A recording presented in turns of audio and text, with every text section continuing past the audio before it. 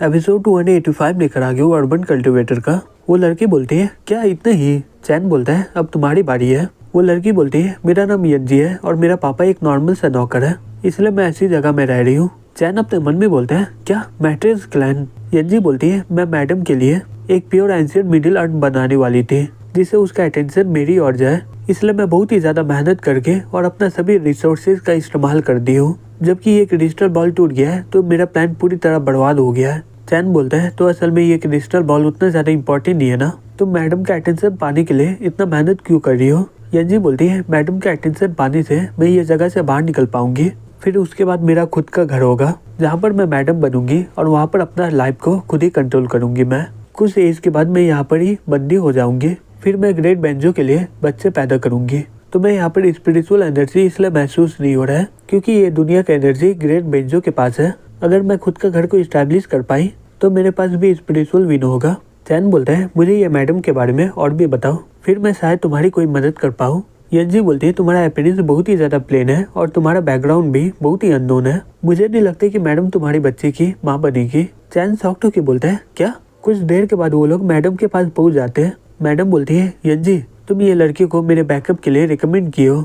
यज्जी बोलती है हाँ मैडम। मैडम बोलती है ये दिखने में बहुत ही ज्यादा कमजोर लग रहा है। यज्जी बोलती है ये दिखने में कमजोर है, ये दूसरा दुनिया से आया है, शायद आपको ये कुछ सरप्राइज दे दे।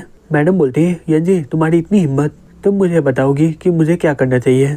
यज्जी बोलती है नहीं मैं ये नहीं बोल रही थी, मैं सिर्फ बोल रही हूँ कि आप एक बार ट्राई करके देखिए। मैडम बोलती है तुम्हें पता है मेरे पास हर दिन 80 से 100 लोग आते देखने के लिए। यज्जी तुम्हें पता है ना कि मैं तुम्हारा कितना ध्यान रखती हूँ। यज्जी बोलती है मैं आपके लिए एक गिफ्ट लाने ही वाली थी। चैन बोलता है मैं तुम्हारी मदद करूंगा ये दुनिया का सबसे ताकतवर बच्चा पैदा करवाने के लिए। मैडम बोलती है हर लोग ऐसे ही बोलते हैं, तुम्हें क्या लगता है मैं उन सभी का विश्वास कर लूँ क्या। चैन बोलता है अगर तुम मेरा विश्वास नहीं करोगी तो तुम आगे चल के इसके लिए पछताओगी। मैडम बोलती है अभी तक तुम मेरे बैकअप के लिए सिलेक्ट भी नहीं हुए हो और अभी से तुम मेरे से ऐसा बात कर रहे हो। चैन बोलते हैं मुझे स्पिरिचुअल विन का इस्तेमाल करने दीजिए, फिर मैं अपना ताकत साबित कर देता हूँ। मैडम बोलती है वो बहुत ही ज्यादा कीमती है, तुम्हें क्या लगता है मैं तुम्हें उसका इस्तेमाल करने दूंगी। यज्जी बोलती है प्लीज मैडम एक और बात मान लीजिए, अगर आप इससे सेटिस्फाइड नहीं हुए तो मैं लो रैंक के लिए बच्चे पैदा करूंगी। मैडम बोलती है तुम्हें वहाँ पर जाने से मुझे कोई फायदा होने वाला नहीं है क्योंकि स्पिरिचुअल विन तुमसे बहुत ही ज्यादा कीमती है। तभी चैन उसका गला पकड़ लेता है और बोलता है अगर मैं तुम्हें अभी मार दूं तो तुम्हें स्पिरिचुअल विन का कोई भी चिंता करने की जरूरत नहीं है।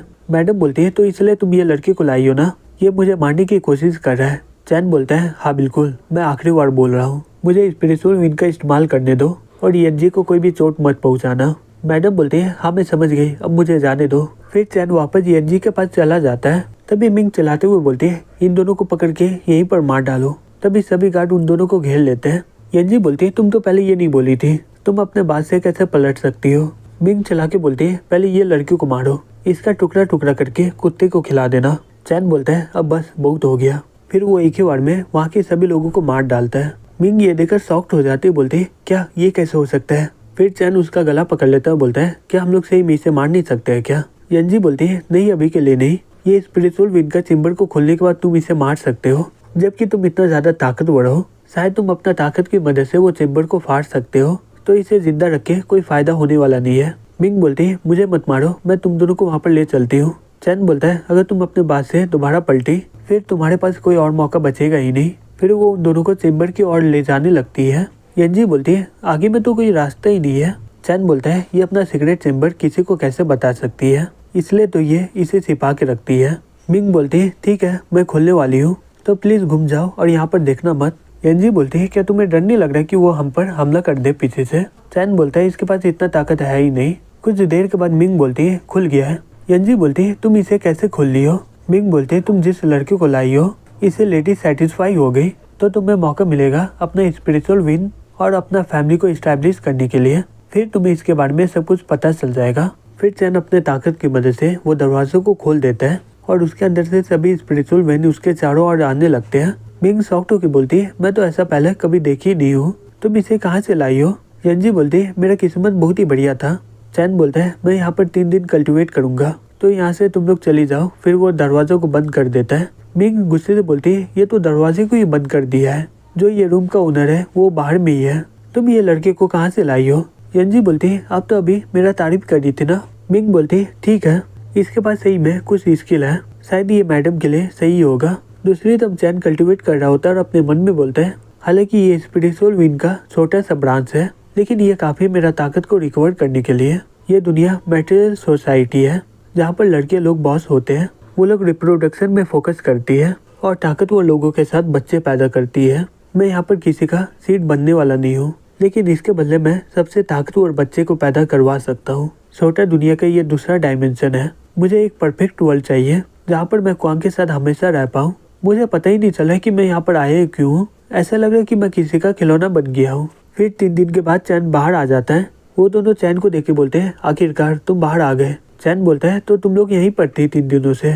मिंग बोलते हैं, हाँ बिल्कुल, ये स्पिरिचुअल विंड मेरे लिए बहुत ही इंपॉर्टेंट है। तो अगला क्या, तुम लेडी से मिलना चाहोगे? मैं आशा करता हूँ कि तुम इसके लिए तैयार हो। चैन बोलता है, हाँ मैं तैयार हूँ, चलो चलते हैं। कुछ देर के बाद वो लोग वहाँ पर पहुँच जाते हैं। यंजी बोलती है, ये लेडी का घर सही में बहुत ही बड़ा है। चैन बोलता है, ये सही में बहुत ही इंटरेस्टिंग है।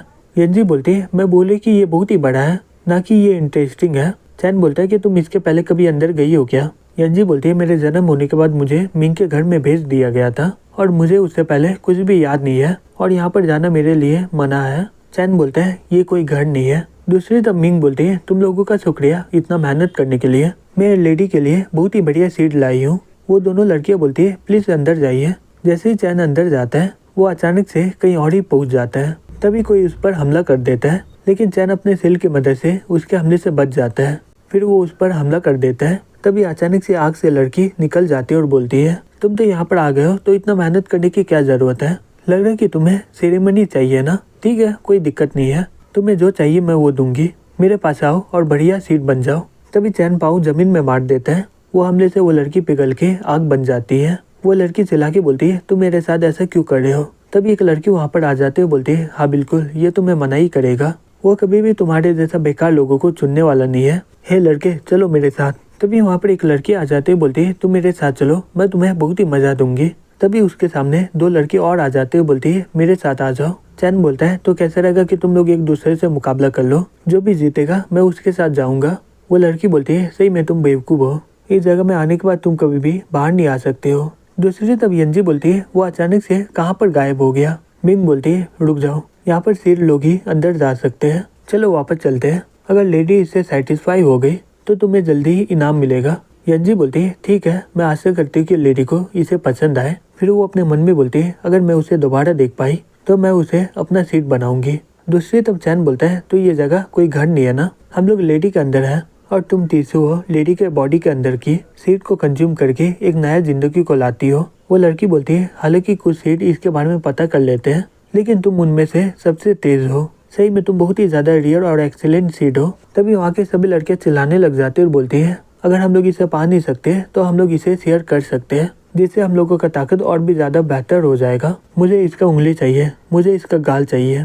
तभी वो लड़के चिल्लाते हुए बोलते है, चुप हो जाओ, और वो एक ही बार में उन सभी को खत्म कर देती है और बोलती है, सही में तुम लोग बेवकूफ हो गया, ये सीट बहुत ही ज्यादा रियर है, इसे हायर अप में रिपोर्ट करना होता है और फिर आखिर में जाकर ये मेरा हो जाएगा। फिर वो चैन को बोलती है, लगता है कि तुम इससे सेटिस्फाई नहीं हुए हो ना, ठीक है मेरे साथ चलो। फिर चैन उसके साथ वहाँ से चला जाता है। वहाँ पर उन लड़कियों का मांस पड़ा होता है और वो लोग चिल्लाते हुए बोलते हैं, वो मेरा सीट है, वो मुझे वापस कर दो।